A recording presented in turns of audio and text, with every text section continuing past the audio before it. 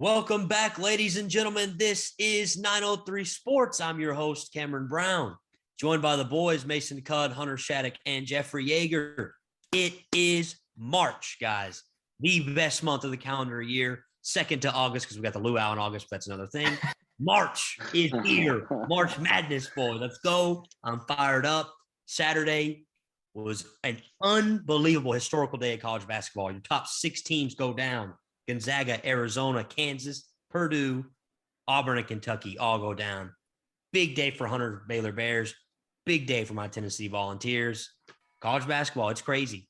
And then we had last night, Wisconsin, Purdue, absolute war with Wisconsin banking in a three to seal their, at least a share of the Big Ten title. So with all the chaos that we had Saturday, it's not like last year. Last year, it would look like it was Gonzaga, Baylor were on a collision course the entire season. This year, to me, it looks like there's 20 basketball teams that can win it all. There's a lot of really good clubs this year. There's two or three we could maybe call elite: Arizona, Gonzaga, Auburn, you throw Kentucky, Baylor in there. There's a handful. But I really believe it's wide open this year. So Hunter, I'll let you start on your thoughts on that. Is this a wide open year of college basketball? Is that a fair statement? Yeah, it's wide open might be a bit of a stretch, but like you said, I think if you gave me 5 teams to pick from, I'm not confident I could pick a winner. Me neither. And that definitely wasn't the case last year. Like you said, it was Baylor, Gonzaga, and then maybe you could have made an argument for Michigan or Illinois, but there was no other team outside of those 4 that was going to win it.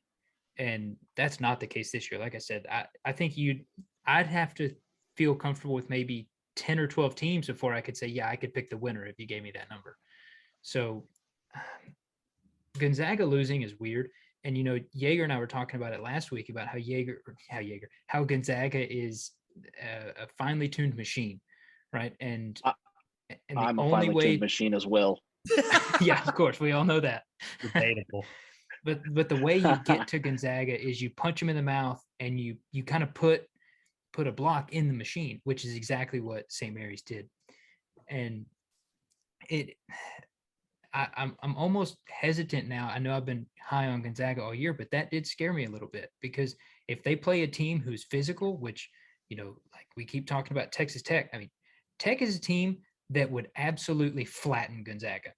I mean, they would come out and they would punch them in the mouth straight from the jump. And I don't know if Gonzaga can do that because you look at St. Mary's; those guys are not physically imposing guys. I mean, they looked like an intramural team from Baylor. I mean, that's very well coached club, St. Mary's, though. Very well coached. Yeah, they played great. They're obviously very disciplined. They played really hard, but they're not a team that you should get punched in the mouth by. And Gonzaga clearly did. So that was a little concerning. The Arizona loss is not concerning. I mean, it's a fluke loss on the road in conference. That happens, and same with all the other losses. I mean, 3 of those losses, they were underdogs. So I'm not that concerned about many of the teams, but the Gonzaga loss does kind of throw me off a bit. And Arizona bounced back nicely, smoking USC in their place. Yeah, who's not a bad team either. No, USC's a good tournament team that can make a run. Arizona, watch out for the Wildcats. I'm telling y'all, they're big. They can shoot it. They space the floor well. They're well coached. Probably had the coach of the year this year with their first-year coach. They're not dependent on just one player either. That's big going into March. You want to have a bunch of guys who can put the ball in the bucket. Yeah, we were talking about parity. That's what makes this tournament so great. We're talking about the numerous amount of teams that can win it all. So, Hunter, I'll stick with you. Baylor Bears down 12 against Kansas in the first half, stormed back in the first half, and then seal the deal and beat Kansas, and then followed that win on Monday with the win against Texas. So let me ask you this. Are the Baylor Bears back after a kind of slow-ish start in conference? Yes. Now, what's weird is we looked better the last 2 games than we did all year. I think we've looked better the last 2 games than we did even before losing JTT. And I never thought I would say that. But guys have seriously stepped up. I mean, Kendall Brown looks like the player we thought he should have been all year. He looks like, I don't want to say all conference player, but he looks like he's got that in him now. And he had not looked like that all year. And as much as it pains me to say it, Flo Thamba has actually looked like a competent Division I basketball player. Sure has. And I never thought I would say that. During the Baylor-Oklahoma State game a couple weeks ago, I had 3 separate people text me and tell me how bad Flo Thamba is. And now he legitimately looks like he belongs on the court. And that's a huge step. If we could just keep getting that kind of production from Flo, yeah, I think we can be a serious competitor. The only thing is the Big 12 isn't necessarily dominant with big men. There aren't many. Well, there just aren't many big physical players in the Big 12 down low. So we can get away without Chama Chachua right now. But you look at the Big 10 with teams, obviously Purdue with Trayvon Williams and Zach Edey, they're huge. But then you've got Hunter Dickinson, Kofi Coburn as well. I don't think Baylor would be as good in the conference like the Big 10 as opposed to the Big 12, which is maybe a little smaller, more team-oriented play, and that's where Baylor thrives. So it's going to be all about matchups for the Bears going into the tournament. Yeah, that's a good point. We talked about that last night about how many good basketball players are in the Big Ten, individual players. I was watching a little bit of the Rutgers-Indiana game before we started the pod, and they showed the Big Ten tournament, what it would look like. What a tournament that's going to be. Yeah. Illinois, Iowa, Purdue, Wisconsin, Ohio State, Michigan, Rutgers, Indiana. I mean, that's going to be a fun tournament to watch because night in, night out, it's going to be an absolute war between those teams. So that's going to be fun. And the Big 12 as well. You talked about there's not as many stars in the Big 12, kind of outside, maybe a Abaji for Kansas. Mm-hmm. There's some really good basketball teams in the Big 12. Yeah. And Oklahoma and Iowa State, and Kansas State, kind of the bottom tier of that conference, they can beat anybody on any given night. When Iowa State's won 4 in a row, they got off to a hot start to the season and then kind of fell apart, and everybody thought, okay, baby, they're back to the team they were last year. Then they've won 4 in a row. Yep. They're back into the tournament picture. Yeah, the Big 12 is very deep. So anybody can win that conference, in my opinion. That's going to be really fun to keep an eye on as well. So, Cut, I'll jump to you. Give me a team to keep an eye on. What's a good ball club no one's really talking about that is kind of making some noise? That Wisconsin team made a pretty good statement. They're kind of coming out of nowhere after last night. Yeah, the Badgers they're playing great ball right now, especially against great competition and conference competition. But before I go to my team to watch out for throughout March, I'm going to go back to last weekend on Saturday, those upset games. There was 3 things in common. They were all home teams that won. Second, they were all conference games. And 3, the crowd, the home crowd, and they were all at night. You knew that the fans were going to show up and it was going to be tough to beat them, even if statistically they were supposed to win, the favored teams. I thought that was insane. And honestly, if you keep up with college basketball, like we do, is that every weekend, week out, the better team goes on the road to a conference team or even an out of conference team that it doesn't have a bad team. I mean, it's hard to win on the road, especially at night. You got the fans. I mean, there's not an open seat in the house. That was just incredible. And especially last weekend, I think my dad was telling me it was the first time ever in college basketball that 1 to 6 ranked teams lost in the same night. Yeah, first time ever. Yeah, so I mean, just like we've been saying for weeks on here, is that any given night, no matter who's playing who, anyone can beat anyone. And that's not even talking about the tournament, just any night. So I thought that was really cool. But my team to watch for going into March in the tournament is Villanova. Yeah. They're a great ball club from the post to Connor Gillespie at point guard. I love my man Justin Moore too. He's a great shooter right there next to Colin. Or Connor, whatever. Yeah, either one. But and then they got that I think their small forward guy Daniels. He's a great player. He can rebound the ball. He can score as well. Villanova, they're the second in the Big East, only behind Providence, which they've beaten twice on the road and at home.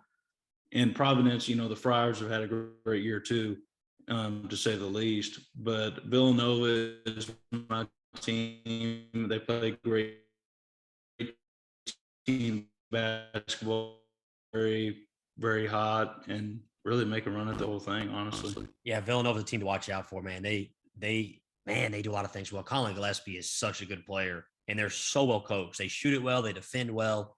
Providence won the Big East this year, but Nova swept Providence. So I have a feeling those 2 teams might meet again in the Big East championship. Really like that Nova team. I could definitely see them making a run in March Madness. The team I think you got to look out for that is starting to kind of come on is Arkansas. That was a heck of a game against Kentucky Saturday. JD Note is a ball player. I think he had maybe 35 against the Wildcats. Arkansas got to a slow start this year. We were like, well, I guess Arkansas was kind of a fluke last year. They have turned it on hard since that little stretch. And they did the same thing last year, and they ended up making in the Elite Eight and fell to Hunter's Bears in the tournament last year. So watch out for Arkansas. I could definitely see them making a run. So, Cud, you kind of touched on some how much of home field advantage matters in college basketball, and it really does, man. It's a road win in college basketball carries a lot of weight. So now we got the bubble heating up, and the bubble's always clustered up between Team A has a really good record, but they haven't beaten anybody. Team B's 16-12, but they have 5 really good wins, but they've lost to 2 poverty teams. So, Yeg, let me ask you, what matters more to you when you're looking at a resume? Is it not a lot of losses? Is it this amount of good wins? What do you think? I mean, are you asking me if I was on the committee myself, or what I think the committee thinks? Like you yourself, what would your opinion be? If it was not been consistent over the last few years. If it was up to me, my opinion would be big wins, because there's a lot to be said for teams that are willing to step up in the moment. And so, like, I think, for example, you're going to have like a Gonzaga last night. Imagine if they go in and they're like, should we make Gonzaga a 1 seed? They lost to, 24 St. Mary's, this and that. They've had a couple of other losses, but like at the end of the day, Gonzaga's like pumping out 40-point wins every other night. Like, they are just having massive wins. I think that's why Alabama is going to get a really, really good seed in the tournament, is they have a lot of good wins.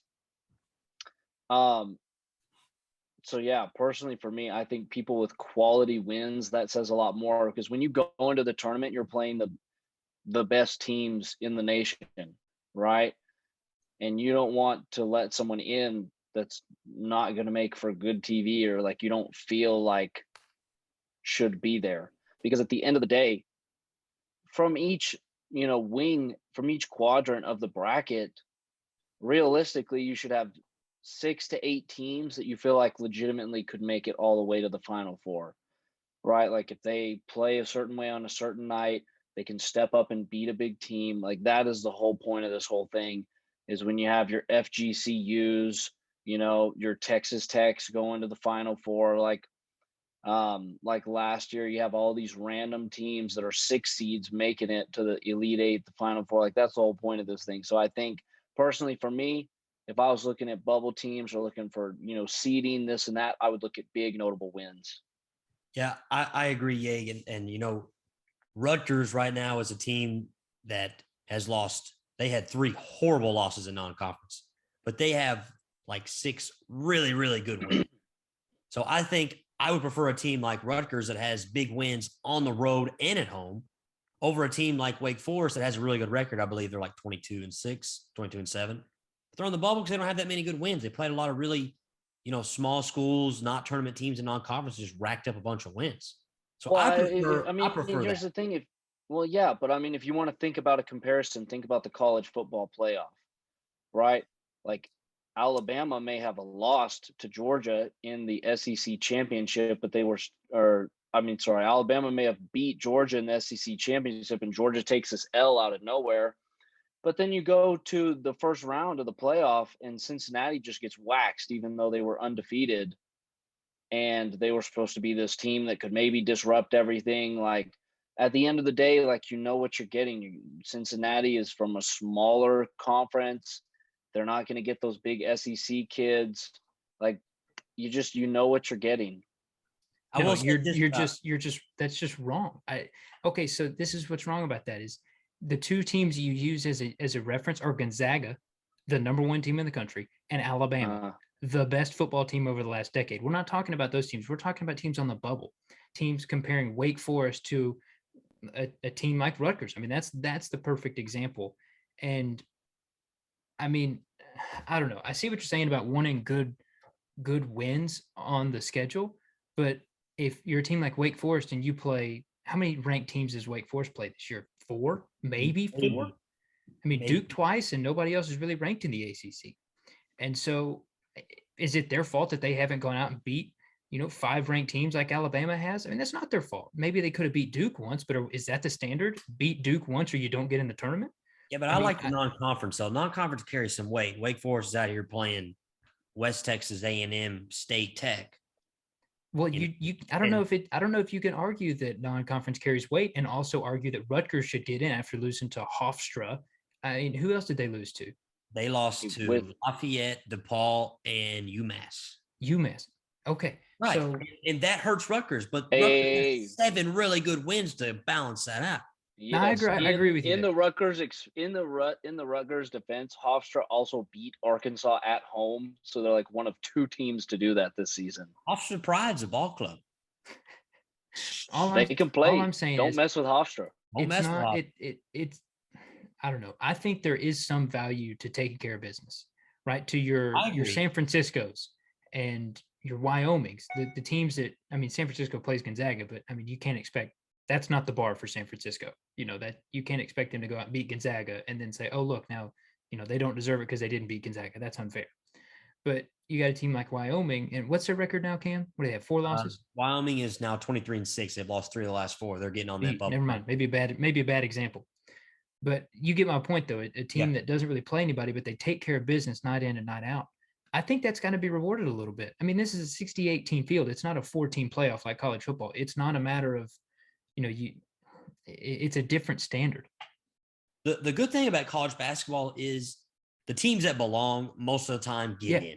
They get snubbed, it's because you're anywhere from 60 to 70 in the country anyway.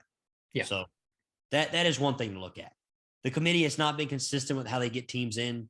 Some years it's the team with the 25-4 record, and sometimes it's the team that's 16-14. So they have not. You'd rather have the Iowa State. That's a good example. They haven't beat anybody. Like, they don't have any big time wins. Got some good wins. Who did they beat? I believe I have to look it up, but Iowa State, I know they have some. Let me just pull it up. They racked up some good non-conference wins early. That's what got them ranked. They beat Iowa. They beat Iowa by 20 before Iowa started playing good ball. They beat Xavier. Memphis, they beat Providence, right? They beat Xavier, Memphis, Creighton, Iowa in a little stretch. Xavier. But that was when Memphis was horrible. All tournament teams, though. Is Memphis a tournament team? Is that settled? They're in as of right now on the Nardi's bracket. That's generous, Joe. That's generous. Well, the bubble's kind of weak. That's true. It is a weak bubble. It is a weak bubble. I don't know. I mean, at the end of the day, like you said, it doesn't really matter. If you're on the bubble, then you've put your fate in the committee's hands, and that's not good either way. You've put yourself in that situation. Mm-hmm. That's the issue. Yeah. But it is time. And it's fun to talk about because you get all these teams that comparing team A to team B, you see the blank resume and you're like, ooh, I like that team. And it may not be the team that you actually thought belongs in the tournament because you're just looking at a blind resume. Mm-hmm. I think that's always kind of fun to look at. So I want to talk about one other thing, college basketball, court storming. Big weekend for court storming. St. Mary's knocked off the Zags. Colorado knocked off Arizona, stormed the floor. We saw Wisconsin do it last night to win the Big Ten. Providence did it Saturday when they won against Creighton. Who am I leaving out? Tennessee didn't because we're number 12 in the country. We're above court. We're above that. I don't think Baylor did we? I don't think so. And I hope not. I think that might have been it. So Arkansas did not do it. They wanted to do it. And if Tennessee or Baylor want to do it, I'm fine with it. But Arkansas wanted to do it, but they had security all the way around the arena to make sure that did not happen. That's a whack move by Arkansas. I just, come on, let's have some fun here. I mean, I get it. Arkansas is a good team. They're ranked. You don't really see ranked teams storming the floor unless that's to win, the Big Ten, but or whatever conference it is. But they just beat Kentucky. He's number 5 in the country. Obviously, it was in the plans to do it because they wouldn't have security there in the first place. I just think it's a whack look. Let the kids go have some fun, man. What do y'all think? I don't know. I'll make it quick. I don't think court storming. No, I'm going to be the Scrooge here because of course you are. Do you actually believe they were this? Favored. Do you actually believe they were favored. I understand if it's to win conference. If it's to win conference, I think that's different. I forgive Wisconsin and I forgive Providence. They won conference. That's cool. That's good with me. But if you are favored, don't storm the court. You did what you were supposed to do. What do you want a medal? Like, that's ridiculous. The kids don't know they're favored though. They're 14th. They don't know they're favored. You kidding me, Bob? They're 14th. Kentucky's 4. I promise you, they don't know that they're -2. They're the 14th best team in the country, and they're out there storming That's the court. thing, bro. It's not the players storming the court. It's the fans storming the court. Look, I was there a couple of years ago when Gonzaga came to BYU and we beat them by like 9. Dude, I was so amped. I was running around. You could hardly make it onto the floor because it was just jam-packed in there. Were y'all favored or the underdog? I mean, we were a heavy underdog. There we go. But what I'm saying is you get 4 years at university as a student. If you happen to go to a university that sees enough games and you happen to have the kids there, the athletes come in that can maybe beat a big team one of the years that you're there, like that's a big deal. Like, I'll give you an example. Is like, imagine being an LSU football fan 2 years ago with Joe Burrow there. They weren't very good before the 2019 season. They haven't been very good after. But if you happen to be a fan while you were there in 2019, like, go ahead and celebrate. The more you talk, the more I disagree with you. It's unbelievable. Yeah, it's unbelievable. Bro, I am all for fans getting the most out of their experience. I am too. You're paying good money to go to university. You're paying good money for a ticket. You're paying good money to see a quality game, even if it is Arkansas versus Kentucky. You're paying good money. You took time out of your day to be there early to get a good seat, blah, blah, blah, this and that. Dude, storm the court. You're only in college. I've said it. Right, Yeg. That's what I'm saying. If it were up to me and you had a massive victory against someone, I would be all for people stripping down to their underwear and running around with streamers, just having at it, dude. I think it would be awesome. All right, yeah, go ahead, good. Go ahead. Okay. I mean, I'll agree with both of y'all. I think it's unacceptable. Dude, when there's a big win, think about it. If the teams and they have a big win, what if all of a sudden we came out tomorrow and we were like, hey, when people win their conference championship, we don't want them to cut the nets down because we want to hold back on string usage in the NCAA. You know, like that, I would just be like, bro, are you kidding me? That was the dumbest thing you've ever said. Go ahead, guys. It's the same thing. The kids get to cut down the net and wear it around their neck. The fans don't cut down the nets. Yeah. And I would, if you have a big football win in college, go knock over the field goal post. They've done that before. before. To the ground, baby. Yeah. I'm with it. Yeah, but who does that? Not the team, the fans. That's what I'm saying. Yeah, earlier you were talking about the players storming the court. They're on the court. They don't storm the court that they're already on. No, you guys were talking about. I said the fans storm the court. Okay, go ahead, Cud. So I personally love the storming the court deal, but like you were saying, Hunter, in a certain instance, when obviously a home team or an away team or whatever it is underdogs and they're not statistically supposed to win, and they have a great win. Colorado beating Arizona, perfect example. Storm the court. Yeah. Perfect example. Yeah, I love Arkansas is favored. You're the favorite. No. You know what this reminds me of? All these unwritten court storming rules is like when people I'll write them down. Got mad a few years ago. Who was it? No. Who was it? It was freaking. Who is it for the Padres? I'm blanking on his name. Huh? You talking about Tatis? Yes, when Tatis hit that home run and they were up like 12 runs or something like that. And everyone's like, you shouldn't be hitting homers when you're up so much in the bottom of the 8th. And Tatis is like, people pay good money to come watch us play. Hit home runs, bro. If I'm a Padres fan, dude, you know how you said it on a pod a few weeks ago. You're like, if you don't like it. This is a totally different point, Jaeger. No. It's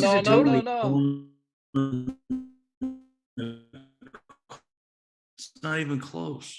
If you don't like getting blown out by third stringers, then just win. If you don't like us hitting homers on you, then just strike us out. If you don't like us storm the court, then just beat us at home. Who is it hurting when you storm the floor excessively, Hunter? I mean, what's wrong with it? Me. Why? If Baylor had stormed the court after beating Kansas, after being a 3-point favorite, I would have been embarrassed. I would have Why? been because we need to act like we've been there before. It's a celebration. You're fired you're up. the You got a favorite- huge win. If you're the favorite, that's my point. I'm not anti-court storming. Colorado should have stormed the court. They did something incredible. They pulled this amazing upset. You don't storm the court for beating a team that you're supposed to beat. That's ridiculous. That is absolutely ridiculous. I disagree. It's embarrassing. Celebration. Everyone's fired up. It's fun. It's fun. We're having fun. There are a lot more ways to have fun than just go storm the court. Especially when you're favored to win the game. When you're favored to win the game, that's that's what I'm silly. talking about. Players don't know the lines. I'm telling That you. The is players not aren't the ones true. storming the court. Cameron, everyone in America has the ESPN app, and everyone knows what -2 means. They see I don't that they're wanna hear ranked that terrible 10 excuse. and they're playing Kansas, who's 3 or whatever. That's it was. just wrong. There's just no way that's right. That's not You're true. telling me, Cameron, You know listen to me. it's not true. You're telling me that a majority of those fans in Arkansas did not know the line going into that game. Fans probably did. Players And did. the fans are the ones that stormed the court. But it's a big win. Arkansas was a massive win. Biggest. It's a huge okay, win. okay. Let me ask you this.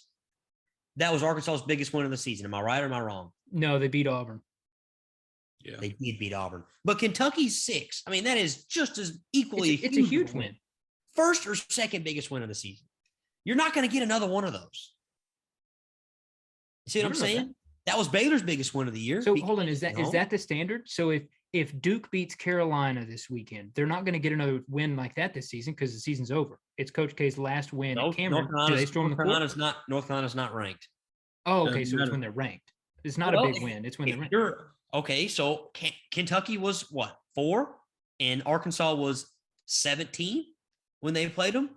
They're not It's a going to big get a bigger deal. opportunity than that this year. Am I right or am I wrong, Yag? You're exactly You're right. right, Cam. You're exactly They're not right. going to So get a that- bigger opportunity than that all year. Duke that's playing the standard. Carolina doesn't equal because Carolina is a bubble team. Duke would be no.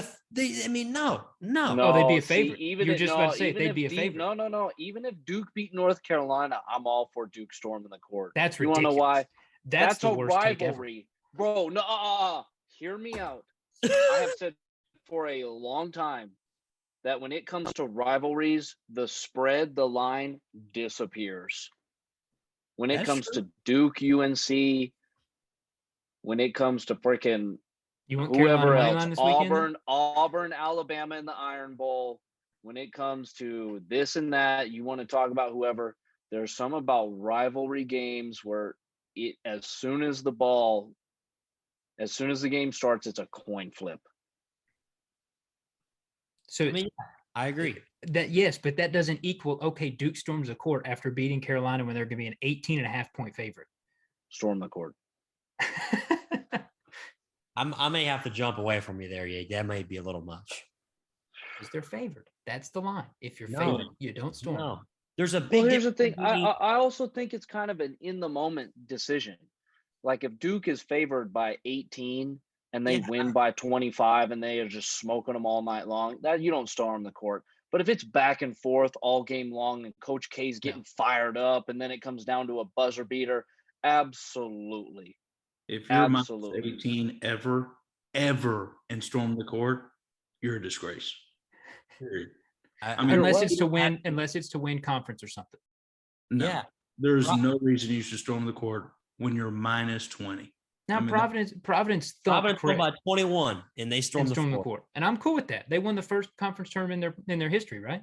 Oh, Yes. are you talking about for the championship? Yeah, they won their conference championship. Okay. Well, when there's Regular- something on the line, I'm That's what I'm talking. saying. About, okay, I thought Jaeger was talking about like any game, regular season. All right, let's move on. Y'all are the no fun police, man. Hey, No bowl point. games for Hunter. No storming the court. You Y'all get one bowl last- games hang when out you with deserve. Roger Goodell. One last thing I got to say about storming the court. I hate it how the NCAA finds these programs. There's Yep. 250,000. That is a bad. I mean, obviously it's a deterrent, but what is it hurting? It's not like you're. Now, what is it hurting? It's no. I'm talking about like physical damage. Like, what is that fine paying for? You see It's what not I'm worth saying? a fine. No, that's what I'm saying. Yeah. Like, obviously, the number has to cover a cost, which it doesn't. So that I think that obviously it's just there to deter the fans from storming the court and all that kind of stuff, protect the other players. But I hate how the fine is so high that the university has to say, okay, we have to have a ring of security members. That's Yeah, why I don't agree with Arkansas's athletic to have the security.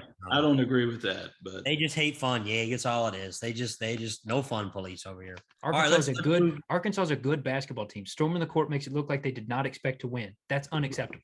correct. Disagree. All right, let's do our top 5 real quick, and we got to move on. I really want to talk a little MLB after this. So top 5 this week, top 5 March Madness moments. It's officially March. I thought this may be good to kind of reminisce on some of the big time moments that have happened a couple years ago. I'm gonna kick my feet up for this one. So I don't have any of my own team because just how it goes for my fandom. I'll just run through mine real quick. So number 5, I put the Oral Roberts and Florida Gulf Coast runs, 2 15 seats making the Sweet 16. Oral Roberts and Max Asmus last year. They were 3 at the buzzer against Arkansas away from going to the Elite 8. They had an awesome run. Florida Gulf Coast with Dunk City making the Sweet 16 about 10 years ago now, which is crazy. That was a fun run. Wait, is that true? At 10 years, yeah. Man, maybe it was 2012, 2013. Mercy. Yeah, we were all still in high school. Great run there. That was fun. Number 4, you're going to throw up about this one. My freshman year of college, Northern Iowa half-court buzzer beater to beat Texas. Oh, that's honorable mention for me. That was unbelievable. Also, honorable mention, Northern Iowa Farouk my bracket against Kansas as well. Number 3, I put the greatest upset that I have ever seen in sports history, UMBC beating Virginia. Not only beating Virginia, who was the best team in the country, blew them out. Mm-hmm. Beat them by like 20, I believe, in that game. Yeah, 74-54. Remarkable thing. We may never see another 16 seed win in our lives. I truly believed I was never going to see that just because the talent gap is just that big between those two teams. And then number 2, Hunter, I'm sorry, RJ Hunter 3 against Baylor from borderline half court. He pulled up and everybody was like, what is he doing? And he freaking cans it. Unreal. Playing for his dad. His dad falls off the stool that he's on. Just really cool moment. Not for you, Hunter, I'm sorry, but that was really fun to watch from a non-biased perspective. And then number 1, Nova North Carolina National Championship. Greatest basketball game I've ever seen. Marcus Page is the double clutch 3, best shot that nobody remembers. Unreal. And then Chris, I mean, how many times are you in your backyard shooting a 3, pretending it to be for the national championship? And Chris Jenkins goes and hits a 3 from the top of the key to win the natty at the buzzer. No time left. That's my list, short and sweet. Hunter, jump in and give me your top 5. Number 1 is going to be obvious. Yeah, number 1's obvious. All right, so we'll do number 5 first. I'm going to do the Duke Butler national championship game where the Butler half court shot almost win. And it was mainly because that goes in. Imagine if that shot goes in. It was mainly because that game was so good. It was back and forth the whole game. And Butler, what seed were they that year? Do you remember? Was the 86 or 7 seed? Yes, something like 7 or 8, I think. But we're not any better than a 6. But they played awesome. They went toe to toe with Duke the whole game. And then that 3 almost went in. And that would have been the best shot in the history of the sport. Just imagine if it did. Yeah. Number 4, I got Steph Curry's run. That was just, it was must see TV. I mean, whenever Steph was playing, the world stopped to turn on his game.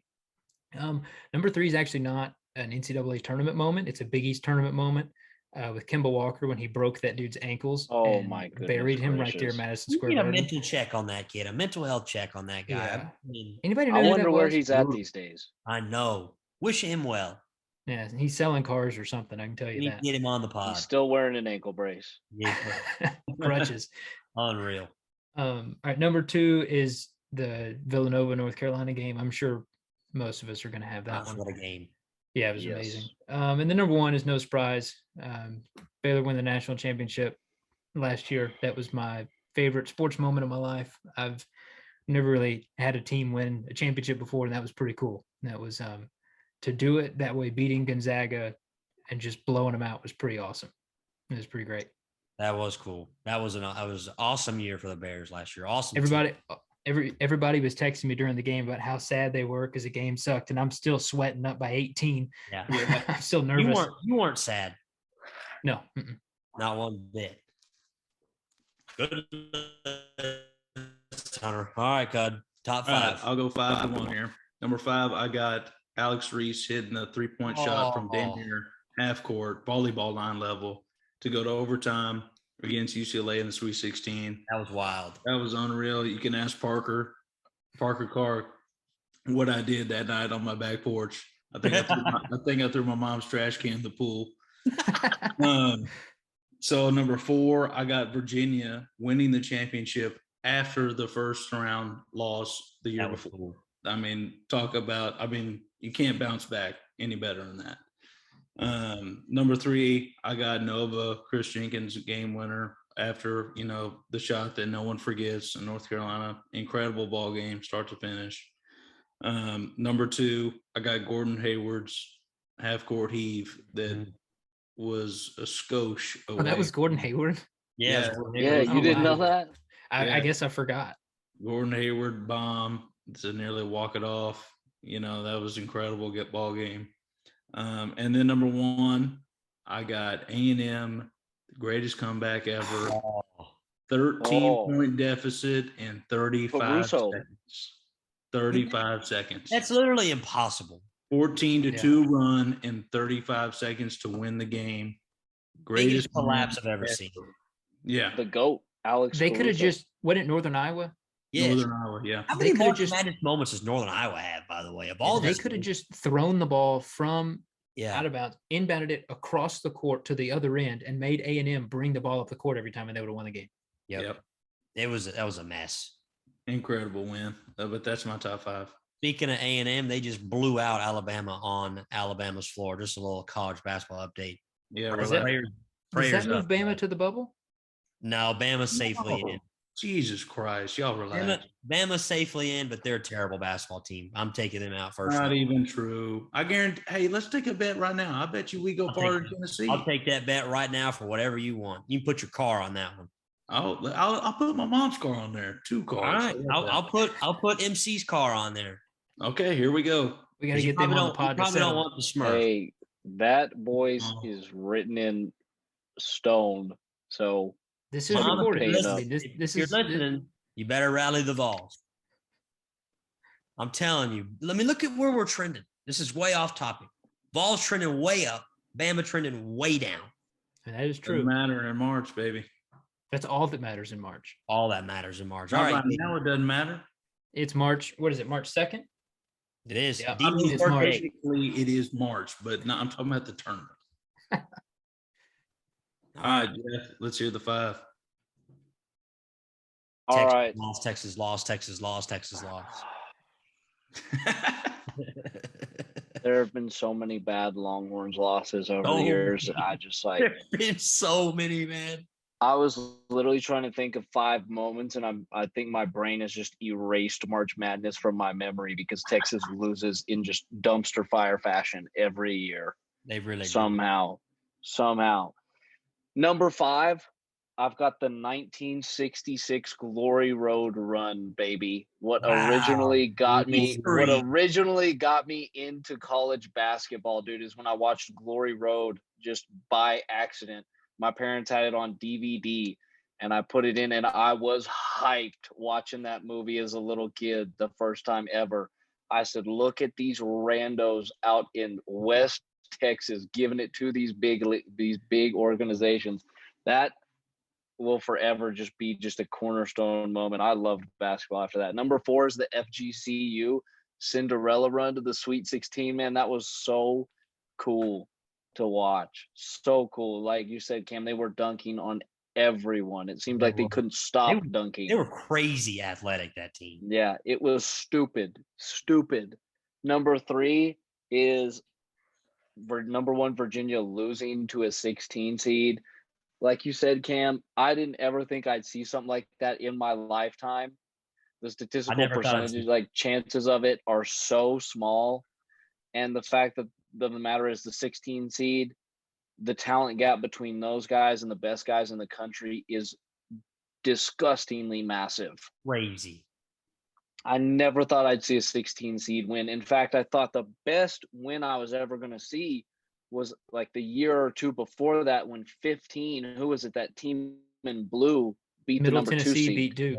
Yes, Middle Tennessee. That was Michigan State. You're right. I had Michigan State win the Natty that year. Yes, they had Denzel Valentine on their team. Denzel. My bad. I'm That was a little sorry. past his Yeah, prime. not Denzel Washington. Denzel Valentine. Yep. That was a Um, good Michigan State team. Bro, and that's what I'm saying is when I saw the 15, I was like, that's the closest it'll ever get. And then out of nowhere, this random team beats number 1 Virginia. Number 2 is the Jimmer Fredette Sweet 16 run, triple overtime versus Florida. They had gone to triple OT What in a the regular game. season. Oh my God, bro. I was watching that game and they just kept tying. I was like, this game is never going to end. And Jimmer just could hit anything from anywhere. I mean, what was crazy is he would shoot from so far back. And then if he shot a 3 just at the line, it looked like just an easy little routine layup. Yeah, free throw looking like top of the key 3 for him. Like, dude, it was just disgusting to watch him play. And I was praying that they would win that triple OT game, go to the Elite 8, dude. But oh, dude, what a cool game to watch, and what a cool thing to see BYU actually get in the tournament and look like they really could have made a mark in history. You know, that would have been awesome. And then number 1, dude, beast. He is the Tim Tebow of college basketball. Pretty good. Yeah, I'm serious. Dude, Tim Tebow, greatest college football player ever. Jimmer Fredette could make an argument for it. He was a player. In our age. That's a hot take there, but we'll just let that one slide. In our time. Number 1, this was literally like 3 days before I left on my mission. It was like the most beautiful note to go out on. Is Nova beating UNC in 2016. Oh my God, what a game. I remember watching on my couch at my house in Tyler, Texas, like this game is unreal. Unreal. And you're talking about, like, I remember watching, there's a lot of parts of that game that people don't remember. Like, it was back and forth with twos here and there. It wasn't just a bunch of misses. Like, if you talk about like the basketball game. Yeah, I mean, the thing people always talk about, that Kyrie shot that won them when they came back 3-1, like that they hadn't scored for like 4 minutes or something like that. Dude, the Nova UNC game was back and forth down to the last second. And then, like you said, Marcus Page double clutch 3. I still can't believe he made that. I watched him go up. It's one of the best shots I've ever seen. Bro, he goes up to block it, clutches it. I'm like, this is over. Villanova's they're gonna rebound it. They're gonna shoot a couple free throws. It's done. Whop. I was like, my gosh. And then Nova runs down the court. The guy runs up a little past the 3, turns around, looked like a flea flicker, and just pulls up and just Drano, dude. And then they tackled him. It was awesome. The coolest game I've ever watched in college basketball in March Madness. So dope. I mean, you're not going to see a buzzer beater in the national championship of basketball, maybe ever again, maybe once or twice. It was awesome. It's rare. Right at the horn, it was awesome. Marcus Page, bless his heart. I mean, the difficulty of that shot is unbelievable. I remember when he took that shot, I was like, why would you? Yeah, what are you doing? I thought he was going to travel. I did too. Yeah. Throws it up and freaking drills it. And then for Chris Jenkins to hit that on the other side. Man, what a game. Dagger. What a game. What a sport. So March is here, boys. It's time. I'm fired up. Our men of the Rutgers Scarlet Knights about to beat Indiana on the road. Huge win for bubble implications. They already did. Huge win. It's not final yet. Oh, really? 61-58. But they're putting the finishing touches on it. Score app's terrible. Don't You think that puts Indiana out of it? No, Indiana's going to get bumped out, but they still have plenty of chances to make their way in. Run out of time. They've gone ice cold. That team falling apart. Huge win for Rutgers, though, who was reeling. So March Madness is a question mark this year. It is. I was gonna touch on this earlier, but I don't know. After watching Gonzaga and St. Mary's, it is a question mark who is going to win. Because it was what we said. I was like, Gonzaga's a well-oiled machine, but if they start getting, like, if someone starts putting the shoulder into them, they could get run off the court. And that's exactly what St. Mary's did. I'm telling you, there are a lot of teams in this tournament that all these finesse top seeds do not want to play. Tech, Tennessee, Bama, Arkansas. Plenty of people want to play Alabama. Well, do I'd love to they? play Might Alabama. stop like Alabama on the schedule, Do they? especially if I'm You a know, bad you team. know who I'd love to play in the Sweet 16 Elite Eight is Alabama. Auburn. They're terrible. Auburn is good. Yeah, you All guys right, are look. terrible. Look, so this is I'm something telling that you, Auburn is going out in the round of 32. Mark my words. Oh, they're listen not. here. Listen Mark here. my words. So this is something I wanted to touch on, but I'm not going to spend much time on it. But there's one player that I want to talk about, and that's Jabari Smith. And Good. you watch that guy play and tell me it does not look like Kevin Durant looked at Texas. 100%. It is does. unbelievable how good that guy is. And at the end of the game, he just kind of takes over. I mean, I remember watching Kevin Durant. It was back when A&M was still in the Big 12. And I think it was at A&M, and Kevin Durant had the ball at the end of the game, and he pulled up from like 8 feet behind the three-point line. And I'm watching the game with my dad. And my dad says, "What are you doing?" And it goes in. And my dad was like, "Whoa, like that's different. You don't see a 6'10" dude pull up from there and make the shot at the end of the game like that." And Jabari Smith has that same mentality. He wants the ball. And man, that's a guy I want in my corner in March. And so I think Auburn's dangerous, real dangerous. When you got a player like that, you're lethal. Yep. And 10 No. of their 15 guys on their roster all can shoot threes. Yeah, they can shoot it I in mean, your deep. And you anyone got can Walker come Kessler, who averages like 4 blocks a game. Yeah. and 7 foot. Yeah. Mark it on the pod. Auburn's out in the round of 32. That's such a bad take. All right, Jeff. When they're in the Say final what you will. four, we'll put this clip what on you will. Twitter. I want Say what to you will. say. I want to say one more thing about March Madness, and I'm going to move on. So I just want this to be known on the pod now. Every year in college basketball, I see a team win their conference tournament, and I buy into them. I took Missouri to win it all in 2012, and they lost to Norfolk State in the first round after winning the Big 12 championship. Sweet heavens. I took Michigan State to win it all after they won the Big 10 championship. They got beat by Middle Tennessee State. I took Illinois to win it all last year after winning the Big 10 championship, and they lost to Loyola. So And you did it with Texas last year. And I did it with when was that? What year? Last year. No, 2 years ago. I don't think so. Oh yeah, last year I put Texas in the Final Four. That's right, because they won the Big 12, got beat by Abilene Christian. Yeah. Stay away from whatever team I say is going to be dangerous in the tournament come a week from now. Don't buy into the team that wins your conference tournament. When a team comes out of nowhere to win the conference tournament, they're taking an early exit in the NCAA tournament. The only exception is UConn with Kemba. Yeah, that's true. That is very true. It's wild how that works out. I just want to put that out there now. Just let it be known now. Fade Make Brown. your brackets accordingly. Stay away. All right, so let's move on to some sad news. Baseball. What the hell are we doing? We are not going to start on time. They've had months and months to get this CBA deal figured out. They could not come to an agreement. The players turned down the owner's final offer yesterday. So we have postponed 2 series to start the season. We will not have an opening day. I will not acknowledge the first game of baseball season as opening day this year. Just kind of is what it is. I saw Evan Grant for the Rangers tweet that, and I said, I'm jumping on board with that because this is not opening day. And who knows when we're going to play. I heard somebody say they don't expect us to play till May. Who knows? They could start on time now after the first 2 series. They could start in June. It's just it's a bunch of guys with a lot of money trying to make more money is what it seems like. I tweeted out that the players should be embarrassed. The owner should be embarrassed. And Rob Manfred should especially be embarrassed.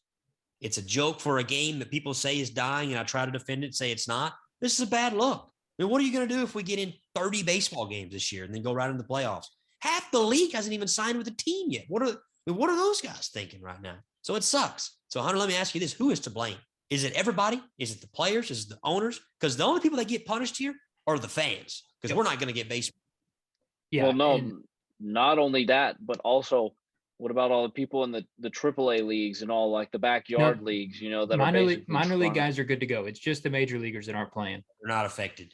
Well, I mean, even that, like they can't go up to the major leagues. That is true. But they're still getting paid though. Barely, what, $700 a week? There's no way for them to work their way up right now.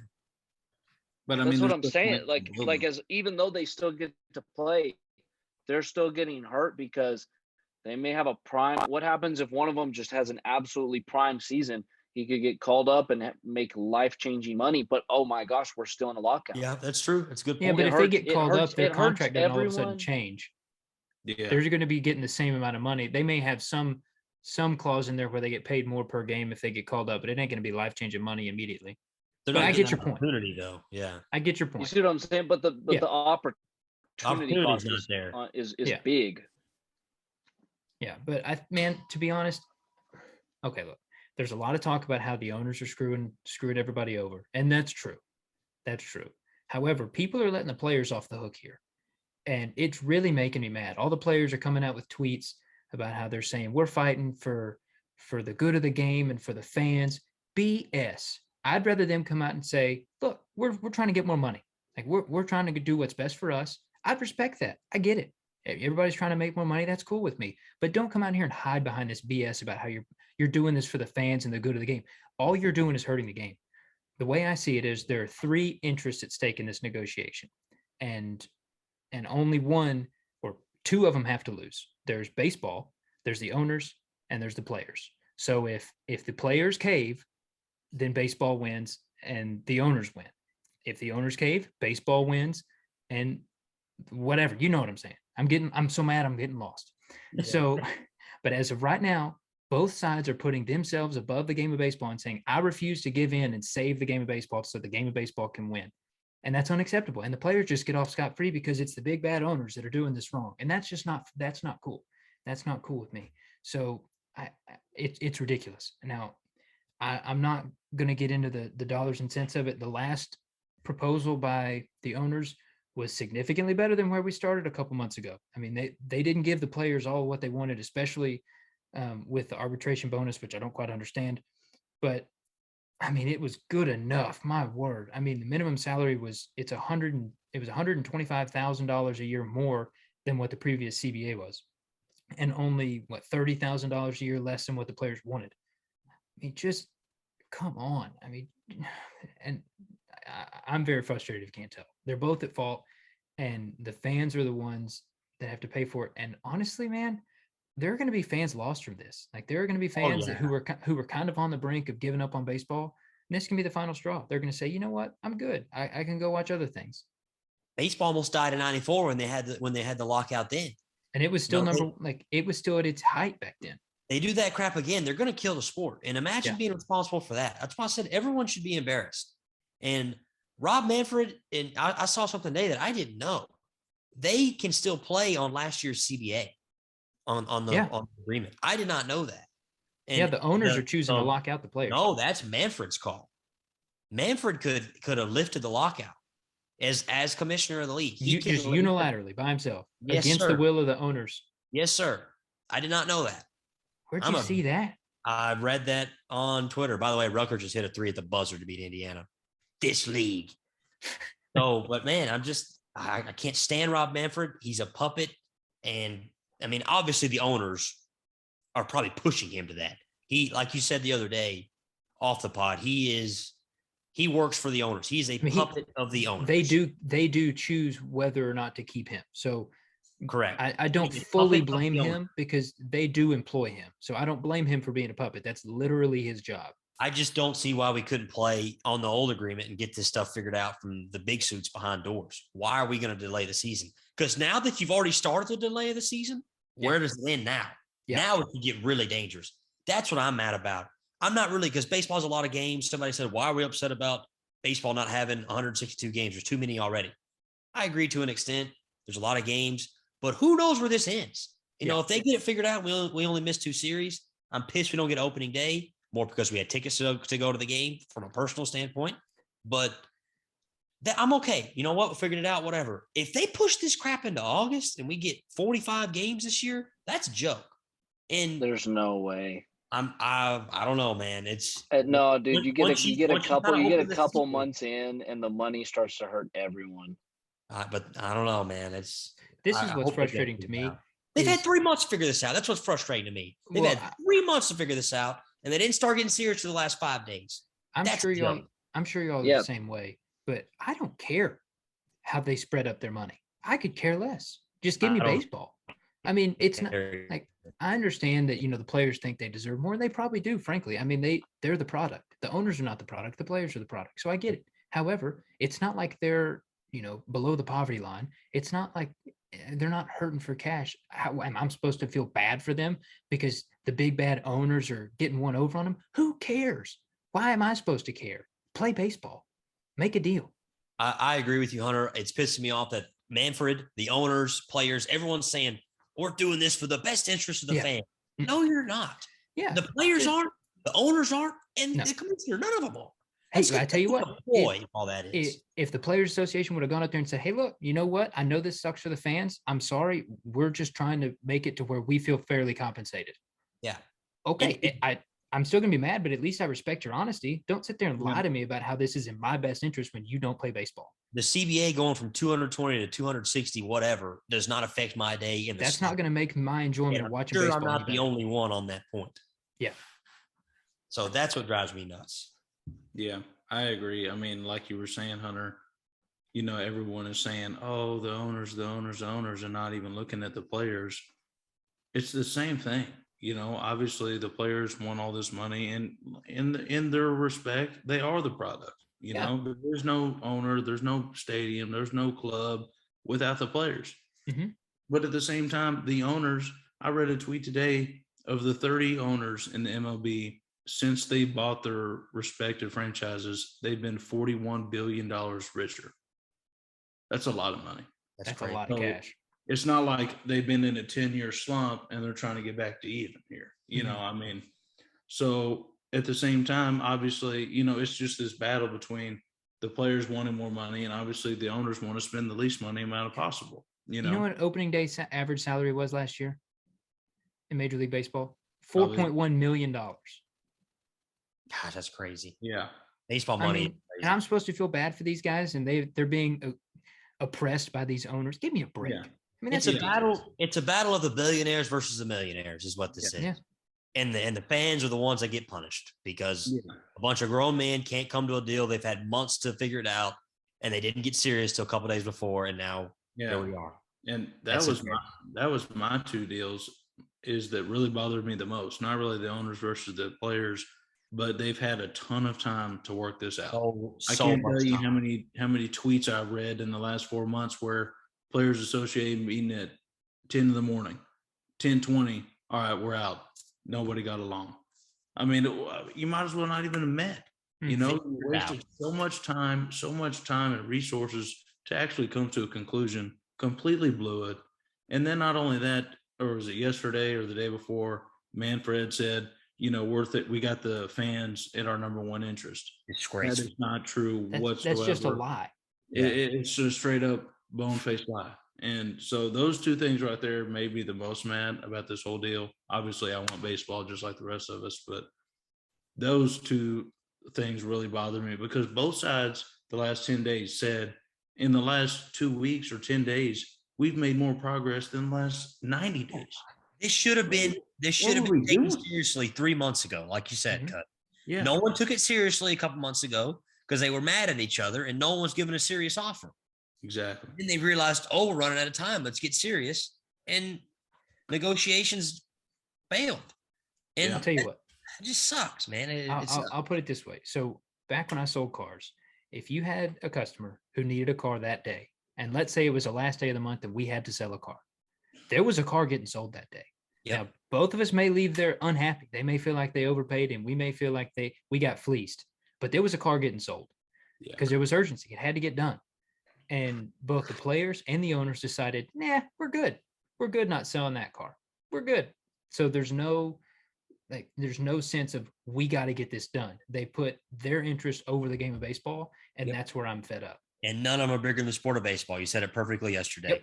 Yep. The sport of baseball is the number one priority, or should be. It's not, but it should be. Agreed. And that's a complete shame. And here we are. Hope they get it figured out. I hope this doesn't go on for another few months, but we'll see. I mean, they got to come to an agreement, or they're going to kill the sport off.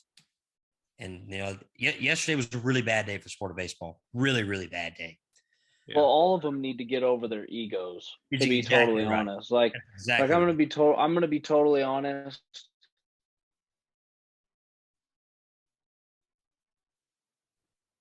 I'm gonna star names, like I am to the NFL or the NBA, or even like soccer for that matter. Like the MLB just as a whole is what attracts me. I just enjoy watching baseball. I played for 11 years, growing up. Like outside of Mookie Betts and Fernando Tatis Jr., like I don't really know if there's like, oh, hey, this guy's coming to town. But I'd be like, man, I really got to have a ticket, But if there's just like a good game and I can get like a upper deck random seat for $50, I'm like, absolutely. I'd love to go sit down for 9 innings and watch a baseball game. So that's the thing is like, it's exactly what y'all are talking about. It's not like, oh man, like it might be LeBron's last year and I might not get to see him, this and that, or Tom Brady's last year, I might not get to see him. It's like, I just want to see baseball, you know?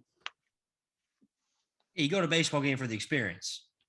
Yeah, absolutely. I'll tell you what, baseball's in trouble. And Jaeger, what you just said is a good point, because you started listing off baseball players, and you didn't say Mike Trout, who is literally one of the best players to ever do it. And couldn't care. The average fan, he's not at the top of their mind at all. Couldn't care less. That's a problem. Big problem. So, I mean, I wouldn't even pay money to see Bryce Harper. I do not care. Could you tell me what position Mike Trout plays? Isn't he? He's what, left field, center field, right field? Yeah. He's in the outfield. Outfielder. Yeah. Yeah. I know. Same with Bryce Harper's outfield. I know Tatis Jr. Shortstop. I wanted to say shortstop, and I know Mookie Betts is in the outfield. He's out in right field, isn't he? He's right field, yeah. I miss baseball. I like Betts. Dude, I like Mookie Betts. I like Tatis Jr. too, man. I dig those guys.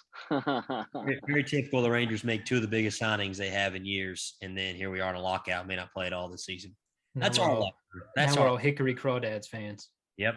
And what's the team? The Down East Wood Ducks in Carolina. That's right. Shout out Ski there. That's our club. All right, boys, we'll move off baseball. I want to do this week's Who the Hell Are You, Cud? Who do we have after another great week of basketball? Who the hell segment. are you? The best segment. All right, this week we have Jonathan Kuminga. Oh, yeah. He plays for the Golden State Warriors. Good player. Last night he played 23 minutes off the bench, 13 points, 3 boards, 2 assists. I think he was like 5 for 11 shooting, 50%. Those are good minutes. Who the hell is that guy? I mean, really? He's a ball player. No, he's not. He was their top 5 pick. Well, that's a terrible pick. He was a top 5 pick? Yes, I'm telling y'all right now, that kid's going to be a stud. Where did he play in college? No, he didn't go to college. He did. He's foreign. Yeah. But, I mean, it's crazy to me when I look at the NBA because, I mean, not that far long ago, I mean, I could probably tell you what some random guy did on their, like, 10th birthday. Now I don't even know half these guys in the league. I mean, they're just coming out of nowhere, out of the damn woods, all in these countries, and they're playing in primetime games, But yeah, I was looking at some games the other night and I said, who in the hell is that guy? Telling y'all, Jonathan Kuminga, watch out. That kid can play some ball. So this week's Who the Hell Are You? Jonathan Kuminga, Warriors forward. He'll get some playoff minutes. You watch out, Cud. Keep an eye on him. Only Warriors player I care about is like, when is this person coming back? That's young is Wiseman. That kid's good too. He's terrible. He can play. He can play. Y'all, speaking of Warriors, and then we'll get into some NBA talk. Did y'all see the video of Steph shooting those threes in his warm up? Oh my gosh, that was talking about where he just went back and forth in a straight line, made everything. Yes, it's crazy. Burying. I mean, that guy's superhuman. I mean, it's unbelievable. I saw a comment to that. Somebody said, anybody who played high school basketball can do this on a good day. And I was like, wait a minute. Right. Where did you play high school basketball? Because that's not the experience I had. No, that was insane. Yeah. Steph is just he's remarkable. I mean, we'll never see anybody like that guy again. He's changed the game forever. I know Cud can't stand it, but he is. No, he might be on when it's all said and done, he might be on the Mount Rushmore of all time. I mean, yeah. I mean, you could definitely argue that.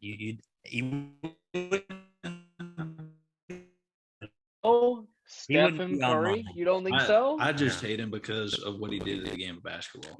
Not that he can't do what he does. Obviously, he's the best at it, and it looks literally effortless. But the fact that now everyone and their mom shoots a three. Exactly. There's James, no yeah. team basketball. There's come down the floor, one pass. Let's shoot a prayer three, fade away. That's horrible basketball. You're not Steph Curry. You don't play for the Warriors. Don't do that. I mean, it makes me so mad. I mean, he's incredible, and he can do whatever he wants with the ball. Him and number 11. Klay Thompson is right there with him. But the rest of the world, you're not Steph Curry. You don't have 30 on your jersey. Relax. Pass the ball. The only other guy I would let do it is Dame Dollar. I thought, Dame, Okay, but still. gotta get Dame healthy, Yag. I thought about you last night, Cut. I was watching the Providence game, and Gus Johnson brought it up. Kid Bynum jacks up a terrible three coming down the floor and bricks it. And Gus Johnson said, "What is he doing?" He says, Yeah. Steph Curry is a phenomenon, but he has changed. He is ruining the game of basketball with the way he plays. And that's not Steph's fault. I mean, he's just the greatest shooter to ever live, and we'll never see another one. But these kids see that now. They think, Yeah, "Oh, I can do shot that. here, jacking up Well, this three." It's not just the Steph effect. You've got idiots like Nate Oates who say it's either a layup or a three, nothing in between. Look how that's working out for that club this year. That's It's right. been fine. Who Gig have you 'em. beaten, Brown? Huh? Who have you beaten other than last Saturday? What's our ranking, Cud?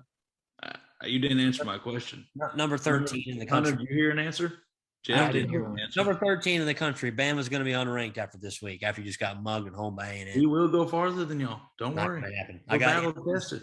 I got MC's car on the line. Not I gonna, got I two cars. pray Ever since Tennessee y'all and beat Bama us, play Cud, each you've gone other straight downhill. in the. Bama is playing is Hey, we bad. beat He's Arkansas probably after gonna that. tournament.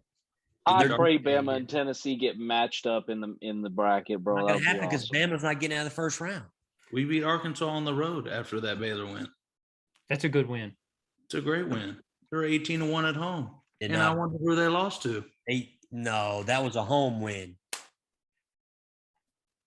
Whatever you say. Yeah, I thought that Brown. wasn't Tuscaloosa. It was not at Arkansas. It might have. Arkansas hasn't Either lost way. a game at home this year. That was a good win. No, they have lost one game. Tennessee's going farther than Bama. Case closed. So I want to talk about one more thing in the NBA, and then we're running out of time. The LA Lakers are a disgrace. We talked about it last week. I watched them play the Mavs last night. They got beat again in prime time. They are now 27-34, a 9th seed in the West. Sweet heavens. This is not the West of 5 years ago. There's the Suns, Warriors, there's a handful of good teams in the West. The bottom part of the West is garbage. 7 games below 500, you have LeBron, AD, and Russell Westbrook on your team. Me and Cud saw that roster before the season started. Everybody's like, wow, look at the Lakers roster. It would have been a superstar roster in 2012. Yeah. Not in 2022. They got Trevor Reason, Dwight Howard, DeAndre Jordan, all these guys way past their prime coming off the bench. It was never made for success. Anthony Davis can't stay on the floor. LeBron's 38 years old, and Westbrook's not a good fit there. And they have no help. Austin Reeves is their next best player. That's not what you want. Bad. Yeah, the Lakers are done. They're done. They're going to – I don't know what they do. I don't know where you go from here if you're them, but they're done. Season's over. LeBron's leaving. He's leaving. I don't know. I think LeBron. When's his kid graduate? He already said he's staying. Yeah, I don't see. I think LeBron's going to hang out there. Yeah, but When Saban is said he his was staying kid in Miami. graduating? He graduates in 2 years. He's a sophomore or he's a junior? He's a junior. Oh, The I would earliest love to see LeBron and Bronny he could play theoretically together. be in the 2024 draft. Yeah, technically. LeBron yeah, could he easily play. drafted him. LeBron's. I'll go on record and say this right now. LeBron's not the problem in LA. Not even close. No, You take LeBron. Well, off that not team, on the court anyway. He is the one that built that roster. So, That's exactly right. Yeah, he did. so build he could still be the problem. It's just not on the court. from a playing perspective, it's not his fault. From Yeah. constructing that team, you know, when Carmelo Anthony and Austin Reeves, your next best player in 2022, it's not what you Hey, want. man, Austin Reeves is catching some strays out here on the He pod. is. I like Austin Reeves. He's having a nice year, but that is not the guy. He's not an NBA player. And he belongs on a roster. He is not a guy that needs to be playing 35 minutes a game. Mm-mm. No. The Lakers blew up their team when they traded KCP and Kuzma and Montrezl Harrell for Russell Westbrook. It was not a good fit there. It's not working out. I love Westbrook, first ballot Hall of Famer. It's not working out. Ooh, you think Westbrook's a first ballot Hall of Famer? Oh, with ease. He's first ballot Hall of Famer, no doubt about it. Are you kidding me? Russell Westbrook. No. I mean, Most I don't triple want to. doubles in the history of the game. Has he won a ring? Walking stat. No, That- yeah, not. I don't know, man. First ballot Hall of He Famer broke with no Oscar rings. Roberts' record. He's not going to be. He's one of the. He made the All NBA top 75 team that they announced. If you're on that, you're a first ballot Hall of Famer. Yeah, and No whoever doubt. made that list is an idiot. That's a great list. No, Bro, they were announcing those guys at halftime at the All-Star game. Some of them, I was like, who? You know? There were about 15 of them. I was like, one of the greatest players ever played the game. He's well past his prime right now. You got to realize that too. No, I'm not holding this against him, but I just find it hard to believe that somebody with no rings could be a first ballot Hall of Famer. Dan Marino in NFL, first ballot Hall of Famer. That's the NFL. The NBA is different. Not There true. aren't many great players in the NBA without a ring. I would go on record to say it is harder to win a Super Bowl than it is an NBA championship. No doubt about it. I agree. Yeah, no doubt. That's not bold at all. Yeah.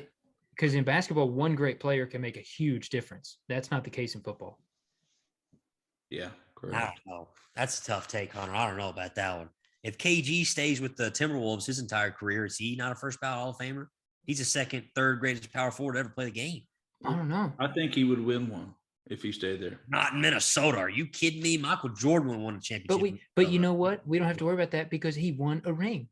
with and the it's not- Boston Celtics, baby. And it's not like Russ stayed put somewhere and never won. He moved. He tried to Yeah. win a ring somewhere and he Play couldn't with do the it. He's a best players cancer. in the league. Yeah. Remember, he was up 3-1 on the Warriors.